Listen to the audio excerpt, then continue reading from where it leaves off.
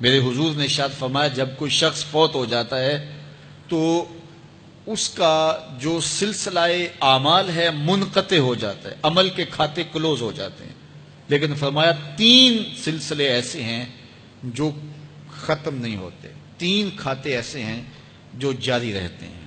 اللہ اکبر۔ سب سے پہلے صدقہ جاریہ، دوسری بات میرے حضور نے ارشاد فرمایا علم جس سے لوگ نفع پائیں۔ اللہ اکبر۔ علم کسی کو سکھا دیا، وہ تسلسل باقی رہے۔ ہمارے استاد قبروں میں چلے گئے، لیکن آج ہزاروں طلباء کو اور لاکھوں عوام کو ان کے دیے ہوئے جو سبق تھے جو انہوں نے ہمیں پڑھایا آج ہم لوگوں کو بتا رہے ہیں، تو ان کی روح کو اس کی برکت پہنچ رہی ہے، پھر یہ ان کے استاد، پھر ان کے استاد۔ تو علم نافع یہ کبھی بھی کھاتے کلوز نہیں ہوتے۔ اور تیسری بات میرے حضور نے فرمایا نیک اولاد جو ماں باپ کے لیے مغفرت کی دعائیں کرتی ہے، یہ صدقہ جاریہ ہے، یہ کبھی بھی ختم ہونے والا سلسلہ نہیں ہے۔ میں کہتا ہوں کہ اولاد اگر نیک ہے، اہتمام سے دعا نہیں بھی کرے گی تو دن میں کتنی مرتبہ کہے گی ربنا اغفر لی ولوالدی، اے اللہ مجھے بھی بخش دے، میرے ماں باپ کی بھی مغفرت کر دے۔ ایک شخص کے 5 بیٹے ہیں، 4 بیٹیاں ہیں، 3 بیٹے ہیں، 4 بیٹیاں ہیں، تو اب سارے نمازی ہیں، تو روزانہ 5 نمازوں میں کتنی مرتبہ ربنا اغفر لی ولوالدی۔ تو اولاد والدین کے لیے اسپیشل دعا کرتی ہے جو ہے وہ نماز کے اندر، اور اگر اولاد صالح نہیں ہے تو نماز کے اندر دعا کرنا تو دور کی بات ہے، چونکہ وہ نماز نہیں پڑھتی، صالح نہیں ہے، تو دعا کیا کرنی ہے؟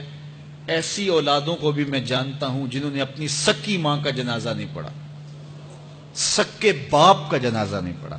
ویسے ایک ایسے بد نصیب کو میں جانتا ہوں جس نے واقعتاً نہیں پڑھا، آیا ہی نہیں، قبرستان میں بھی نہیں آیا، لیکن بہت سارے ایسے لوگوں کو میں جانتا ہوں جو قبرستان میں آئے ہیں لیکن اپنے باپ کا، اپنی ماں کا جنازہ نہیں پڑھا، جنازگاہ میں کھڑے رہے، جنازہ نہیں پڑھا۔ آپ سوچتے ہوں گے کوئی ایسا بد نصیب بھی ہو سکتا ہے؟ میں کہتا ہوں ایسے بد نصیب لوگوں کو آپ بھی جانتے ہیں۔ یہ کون بد نصیب ہیں؟ جنہیں جنازہ آتا نہیں، ساری زندگی لوگوں کے جنازوں میں رسماً کھڑے ہو کے آ جاتے ہیں، جنازہ آتا ہو تو کچھ پڑھے، جاتے ہیں ہر جنازے میں ہیں لیکن نماز جنازہ ہی نہیں آتی، تو کھڑے ہو کے لوگوں کو دیکھ کر کے سلام پھیر دیا، لوگوں کو دیکھ کر کے ہاتھ چھوڑ دیے، اور جو ہے وہ جنازہ پڑھنے گئے تھے۔ اور جب اپنے ماں باپ فوت ہو جاتے ہیں تو کیا سارے کام چھوڑ کے جنازہ سیکھتے ہیں کہ ساری زندگی لوگوں سے فراڈ کیا، دھوکہ کیا، آج اپنی سکی ماں کو دھوکہ تو نہ دوں، آج اپنے سکے باپ سے تو فراڈ نہ کروں۔ ساری زندگی جو لوگوں سے فراڈ کرتا رہا، پھر ایک دن اپنی سکی ماں سے بھی فراڈ کیا، اپنے سکے باپ سے بھی فراڈ کیا۔ اور مجھے بتاؤ شخص سے بڑا کوئی بدبخت ہو سکتا ہے کہ جو اپنی سکی ماں سے فراڈ کرے اور وہ بھی مرنے کے بعد، سکے باپ سے فراڈ کرے، اس کی لاش پڑی ہوئی ہو اور وہ اس سے فراڈ اور دھوکہ کر رہا ہو؟ اگر اس کے اندر ضمیر ہو تو ڈوب کے مر جاتا کہ میں اپنی ماں سے فراڈ کر رہا ہوں اور اپنے باپ سے فراڈ کر رہا ہوں۔ تو یہ کتنی بڑی بد نصیبی ہے کسی اولاد کی اور کسی ماں باپ کی بھی کہ اس کی اولاد بھی اس کے لیے جنازہ پڑھنے کی صلاحیت نہیں رکھتی ہے، اور وہ کتنے خوش نصیب ماں باپ ہیں جن کا جنازہ خود اولاد پڑھاتی ہے۔ اتنی صلاحیت اور اس قدر اللہ نے ان کو خیر کی توفیق دی ہے کہ وہ خود اس قابل ہے اور اس منصب پہ ہے کہ وہ اپنے ماں باپ کا خود جنازہ پڑھائے۔ کوئی جنازہ پڑھائے بڑی برکت ہے، لیکن جس خلوص سے بیٹا دعا کر سکتا ہے کوئی اور تو نہیں کر سکتا ہے۔ تو اپنی اولادوں کو نماز جنازہ سکھاؤ، اپنی اولادوں کو دین سکھاؤ، یہ عادی بن جائیں نماز کے، تاکہ بعد از انتقال دعاؤں کے سلسلے جاری رہیں۔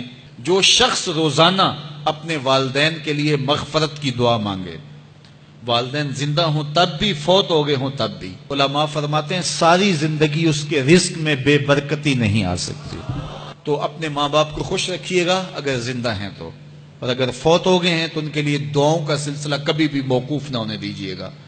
5 گانا نمازوں میں تو دعا چلتی ہی رہتی ہے، اس کے علاوہ بھی دعا مانگے۔ اللہ آپ کو، مجھے، سب کو اپنی رحمتوں کے سائے میں رکھے، ہم سب کے ماں باپ کی مغفرت فرمائے۔